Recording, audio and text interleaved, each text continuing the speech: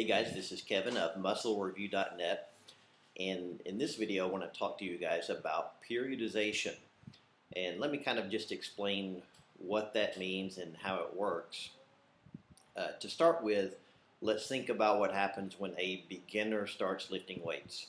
Maybe your first 6 months or your first year or two. What usually happens there is you go to the gym, and then even after this 1 week, you start noticing a difference in strength gains. And so in a linear fashion, each week you're usually able to lift more than the previous week. And that will keep going for a certain period of time. But what I discovered was I kind of reached a point where this linear way of progressively lifting heavier weights just stopped working. And I think most intermediate or advanced trainees will find this is the case. And a lot of people make the mistake of just going to the gym and lifting really the same weight over and over again, week after week, and you don't make any progress.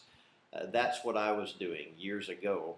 I had reached a certain point on my bench press to where I don't remember what weight I was using, but I would basically go in and lift the same weight week after week. And if I tried to add weight, it wasn't really happening, it wasn't working. And that's how I discovered periodization. I began to research and look at how the power lifters train and how is it that they're able to lift increasingly heavy weights. And the way this works is you intentionally back off and do lighter weights for a few weeks. And you do lighter weights. Generally, the way most periodization routines are set up is you're doing lighter weights and slightly higher reps, let's say 10 to 12 reps in your first week.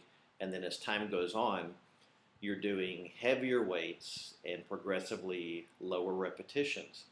And so a cycle may be 3 months. One of the cycles I've used was 4 months long, 16 weeks. And what you'll find is if you'll try one of these type of routines, at the end of it, you end up with a higher 1 rep max.